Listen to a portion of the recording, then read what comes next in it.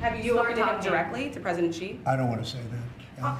It's just not appropriate. But you're speaking. Sorry, has he called you directly, President Xi, or reached out to try to facilitate a conversation? Well, you'd think it was pretty obvious that he has, but we will talk about that soon. It's not that important because honestly, we're going to have a deal.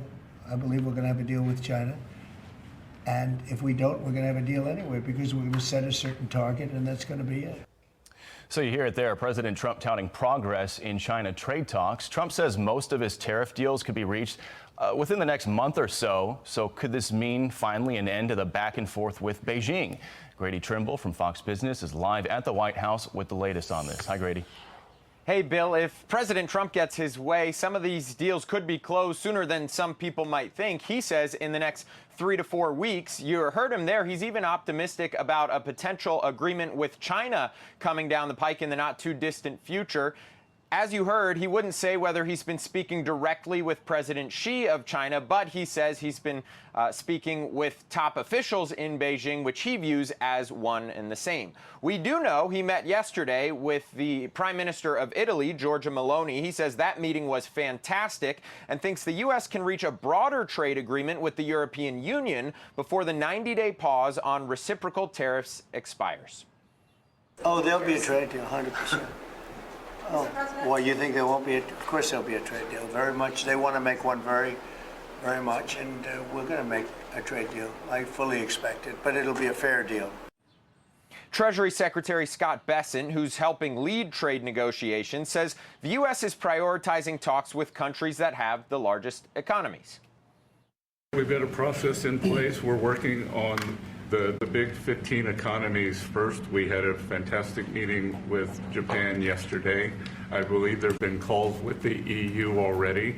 And then we have South Korea coming in next week. And I believe India is also talking, that's moving very quickly.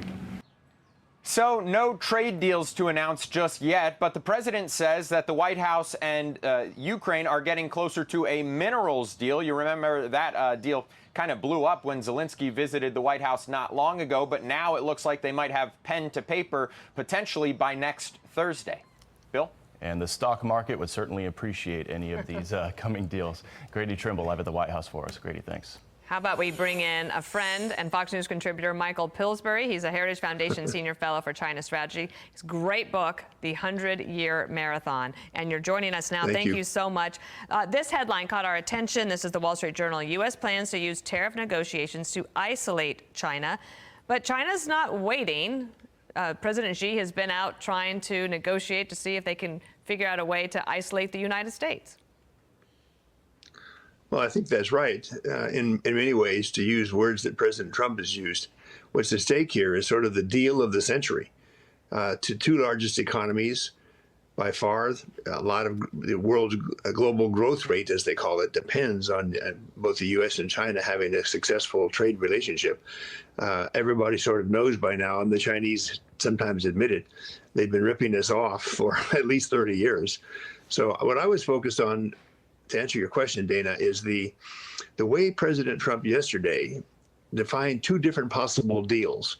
Either one would reduce the uncertainty of Wall Street and the Dow Jones average. Michael, could I jump in and play that for everyone and then get you to react to him? So this is President Trump in his own words. Okay, listen here. Well, at a certain point, I don't want them to go higher because at a certain point, you make it where people don't buy. So I may not want to go higher, or I may not want to even go up to that level. I may want to go to less because, you know, you want people to buy. And at a certain point, people aren't going to buy. And it's actually up to 145% because you have the 20.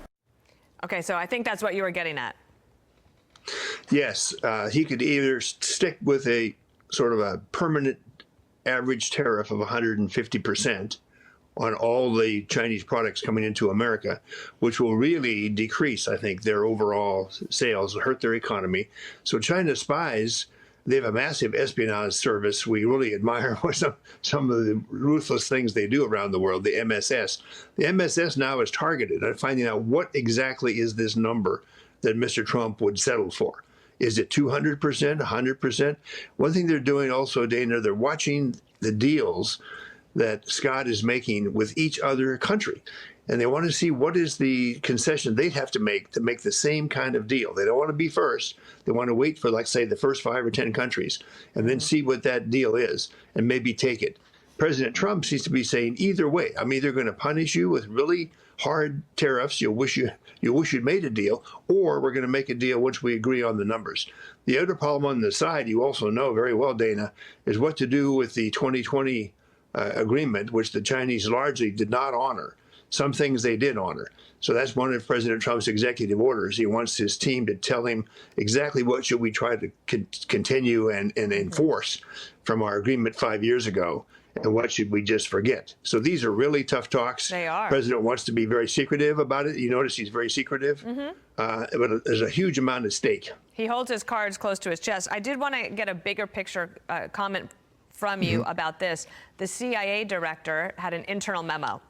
This is John Ratcliffe. He said this: for CIA to continue successfully defending our nation, we will build upon our strong foundation and pursue with laser-like focus the near-term priorities for CIA that our president and our country demand. China sits at the very top of that list because there is tariffs, and then there's also a lot of the other things like Taiwan, the South China Sea, and on and on. No, if the CIA document is real and true, it's wonderful news, because it means the new CIA director is recognizing shortcomings in the past, and he's really telegraphing to the CIA team, we've got to help President Trump more on understanding how China thinks, what China's moves are. I'll give you an example, Dana. Chinese keep offering to help us with the Ukrainian peace plan. But if that is insincere or just a trick, the president needs to be told the Chinese won't help you in the Ukraine. If they will help us, then we need to meet with them and discuss what they could do to help put pressure on Russia and Putin. So you see some of the issues CIA could really help with if they took China more seriously. I wish they would. Michael Pillsbury, if anybody watching wants to learn more, Michael Pillsbury's book is the one to read. Thank you, sir, and happy Easter. Thank you, Dana. Thank you very much. Take care. I'm Steve Ducey. I'm Brian Kilmeade. And I'm Ainsley Earhart. And click here to subscribe to the Fox News YouTube page to catch our hottest interviews and most compelling analysis.